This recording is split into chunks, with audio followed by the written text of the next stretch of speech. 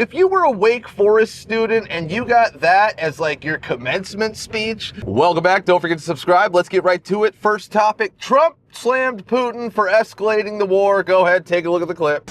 Yeah, I'll give you an update. I'm not happy with what Putin's doing. He's killing a lot of people, and I don't know what the hell happened to Putin. I've known him a long time, always gotten along with him, but he's sending rockets into cities and killing people, and I don't like it at all, okay? We're in the middle of talking, and he's shooting rockets into Kiev and other cities. I don't like it at all. Mr. President, what do you want to do about that? And I'm surprised. I'm very surprised. We'll see what we're going to do. What am I going to tell you? You're the fake news, aren't you? You're totally fake. All right, any other questions? I don't like what Putin is doing, not even a little bit. He's killing people. And something happened to this guy, and I don't like it. Yeah, so can we just get this thing over with already? I mean, everybody's just sick of the Ukraine war and hearing about it. Obviously, you know, I mean, other countries are going to do what they do while Trump's trying to cook and stop the war. I mean, this Trump presidency, he's just been trying to cook the whole time, but he's getting stopped and railroaded by, you know, like radical judges that are just district judges that are trying to, you know, basically run the country, be the president, you know. But yeah, I mean, obviously in this situation, you know, apparently there was an attempt on Putin's life, but yeah, so he's probably just retaliating, of course. I mean, you can't blame him for that. But come on, I mean, if Trump was just able to cook and do what he's doing and get this war over with and, you know, do everything he's doing in America, I mean, everything would be killing it right now, basically. But yeah, Trump's doing his thing and he's still just getting railroaded by pretty much everybody, left, right, and center here. But yeah, you know, we just want to see this thing done, right? Get Trump his Nobel Peace Prize too for, you know, stopping all these wars and just de-escalating basically everything. But yeah, I mean, Putin gonna Putin, so I mean, hey, good on Trump for calling it out and actually saying, hey, Putin, let's go, man. Well, we gotta just stay the course. We're ending this thing. Quit escalating things. We're getting Zelensky in line. We're not gonna let him spout off and do stupid crap anymore. We're ending it. But all right, let's get to the next topic. So 60 Minutes Scott Pelley went on an unhinged Trump rant at a Wake Forest commencement speech. Go ahead, take a look at the clip. But in this moment, this morning, our sacred rule of law is under attack. Journalism is under attack. Universities are under attack. Freedom of speech is under attack. And insidious fear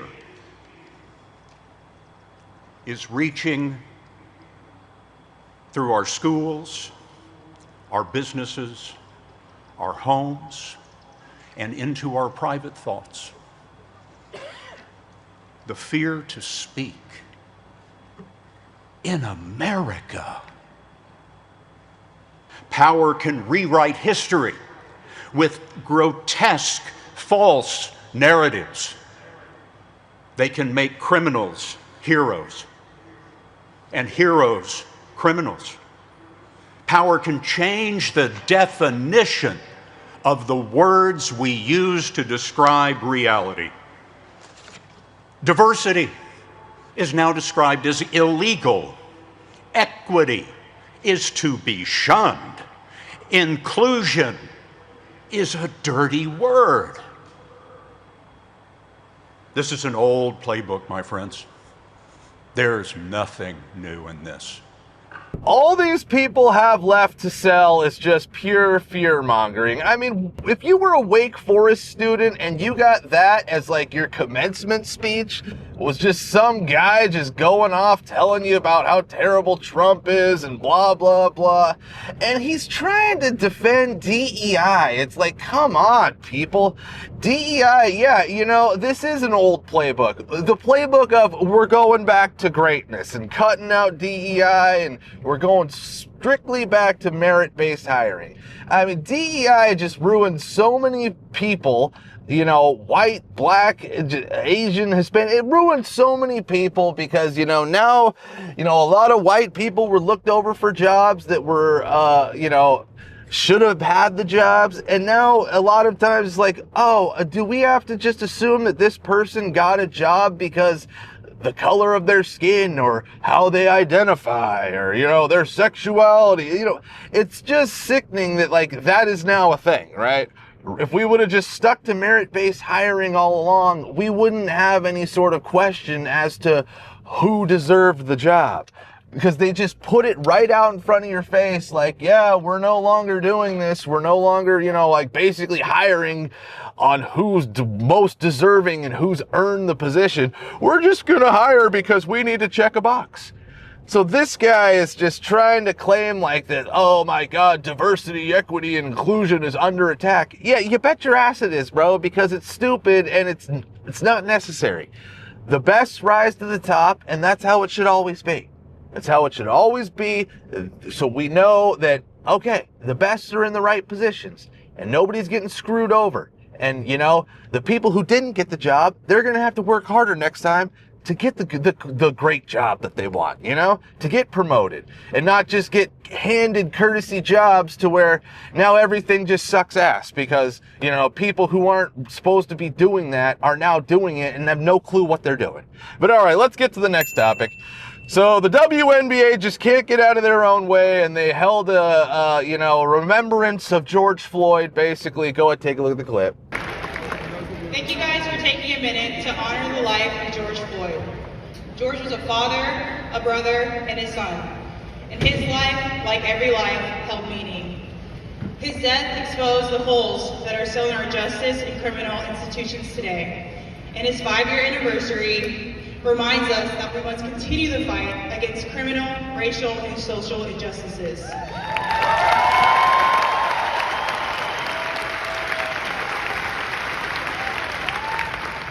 We cannot stay silent. Every life deserves respect and dignity. Thank you. Yeah, I mean, I thought we were over all the whole George Floyd thing, you know. I mean, it had a good run, blah, blah, blah. You know, it started off those mostly peaceful protests. Yeah, right. I know from experience, let me tell you that. But yeah, it's just, the WNBA is, I don't know if they will ever be successful just because they keep self-sabotaging themselves just at every corner, right? I mean, they got Caitlin Clark, finally a star in the league that's bringing some attention, yet they hate her guts. Why? Because she's white and she's not gay, basically. I mean, you just get all these clips of these black women trying to just take out Caitlin Clark and hate on her, and they just keep calling her out and hating her because she's white, and it's just like, dude, you got a star who's finally bringing some attention to your sport, yet you just can't let it happen because she's not the person that you want representing the sport. We need a black lesbian representing the WNBA. We can't have a white girl making us popular.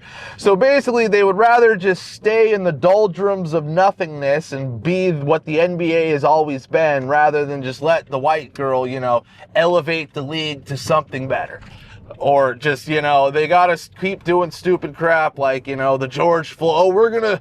Even though nobody's calling for it, and it was the Minnesota Lynx too, so, you know, that happened in Minnesota, but still, nobody's calling for it, yet the WNBA's gotta shine a light on something that just people are completely over and nobody's calling for. I mean, will the WNBA ever succeed? Let me know. I highly doubt it. But all right, let's get to the next topic. So Trump blasted Harvard for their, you know, foreign student enrollment policies. Take a look at the clip. Well, look, part of the problem with Harvard is that there are about 31%, almost 31% of foreigners coming to Harvard.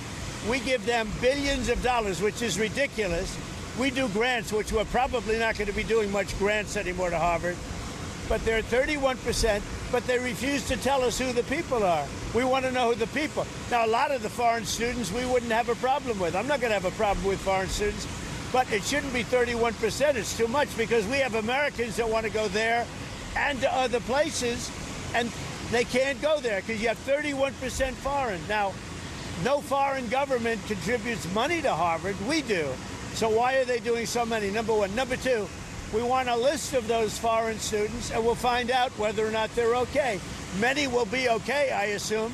And I assume with Harvard, many will be bad. And then the other thing is they're very anti-Semitic. Everybody knows they're anti-Semitic, and that's got to stop immediately.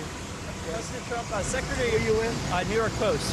Yeah, so what the hell's going on, Harvard? 31% of students enrolled are foreign students. It's like, dude, what are we doing here? Apparently Harvard is getting a bunch of federal funding. I don't know why, when they have like this $52 billion endowment that they just can suck off of any time. But yeah, like, we don't need to be paying for foreign students to come in and just learn on our dime. You know what I'm saying? And like Trump said, you know, some of these students are good, of course, but some of them are bad. Some of them are probably foreign agents just set here to get a bunch of intel, you know, whatever they can to send back to the motherland, you know. But yeah, like, get out of here, Harvard. It's like, anybody even learning anything at these institutions anymore? Or do they just go there to basically protest and, you know, like pretend they're going to school, but just be like protesters and advocates, you know? Like, that just seems like the education system is in America these days. Like,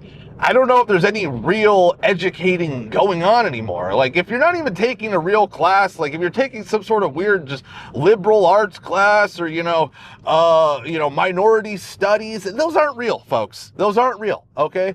Like, if somebody gets a degree in minority studies or, you know, whatever, the liberal arts, they didn't get a degree and they didn't get an education. They got faked into paying a bunch of money for basically nothing, right? Like, oh yeah, we're going to give you a piece of paper at the end, but you're not going to really have any knowledge. You're going to know how to, like, classify somebody as a minority and say that they've been through, like, you know, a struggle somehow, but you're not going to really know anything that you're going to be able to apply to your everyday life. It's just going to be, you know, you knowing how minorities think in certain situations. Like, I just don't know if there's any, like, real stuff going on anymore. Sure, you got the kids who are just strict down the line. I'm going for my, you know, I'm a medical school, or I'm going to be an architect or engineer, whatever. There's still some of that, but I think that's only like 10% of education in the university system. Let me know what you think. How do you feel about the university system right now? And do you think it just needs to be completely overhauled to going back to just being, you know, pure education and non-propaganda? But all right, that's it for today. Go ahead and like, subscribe, and we'll be seeing you.